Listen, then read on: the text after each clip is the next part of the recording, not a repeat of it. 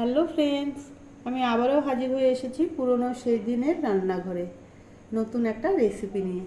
আজ আমি বানাবো কচুর লতির পাতুরি। তো পাতুরিটা আমি কি করে বানাতে হয় আপনারা দেখতে থাকুন। তো লতিগুলো আমি দেখুন বেছে খুব সুন্দর করে কেটে নিয়েছি, সাথে আমি একটু আমও নিয়েছি, আমটাও দেব।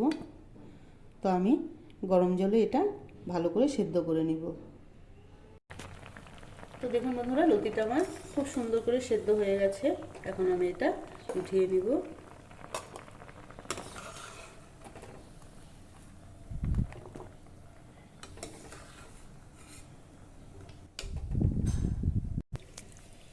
সেদ্ধ করে আমি দেখুন ঠান্ডা জল দিয়ে অল্প ধুয়ে নিয়েছি।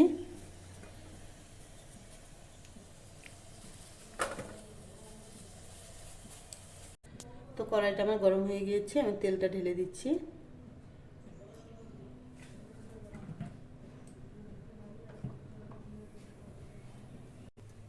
তো প্রথমে আমি সামান্য পরিমাণে রাঁধুনি সসটা দিয়ে দিচ্ছি।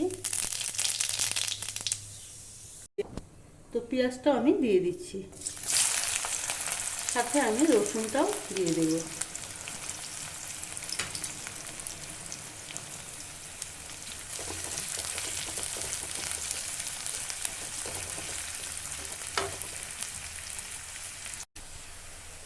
তো লতিগুলো আমি এখানে দিয়ে দিচ্ছি।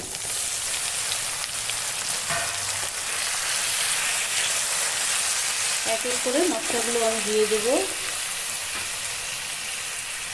প্রথমে দিয়ে দিচ্ছি আমি হলুদ, দিয়ে দিচ্ছি পরিমাণ মতো লবণ, দিয়ে দিব একটু আমি ধনের গুঁড়ো, একটু আমি দিব জিরে গুঁড়ো, আর সামান্য পরিমাণে কাশ্মীরি মির্চ। তো এটাকে আমি নাড়াচাড়া করতে থাকবো।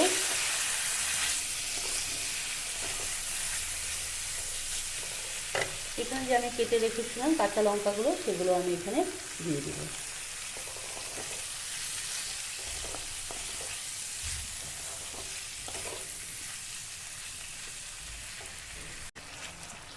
তো দেখুন লতিটা আমার খুব সুন্দর করে ভাজা হয়ে গেছে। তো এখন আমি সরষেটা যে বেটেছিলাম সেটা আমি এখন ঢেলে দেব।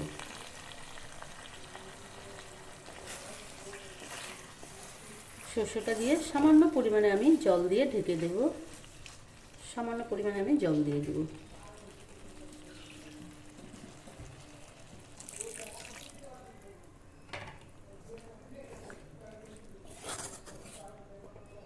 আমি 5 মিনিটের মতো ঢেকে রাখবো এটাকে।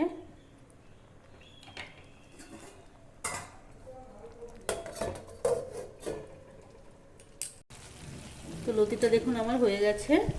তো এখন আমি প্রথমে যে আমটা কেটে রেখেছিলাম এটা আমি দিয়ে দিব।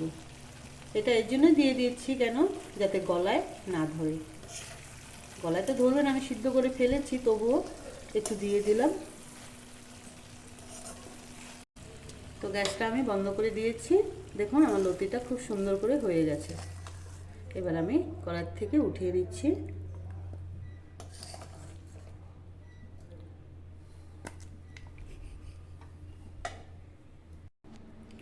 তো গাইস দেখুন আমার কচুর লতির পাতুরি হয়ে গেছে। ভালো লেগে থাকলে লাইক, কমেন্ট, শেয়ার, সাবস্ক্রাইব করতে ভুলবেন না। আর হ্যাঁ, অবশ্যই বানিয়ে খাবেন। Bye bye.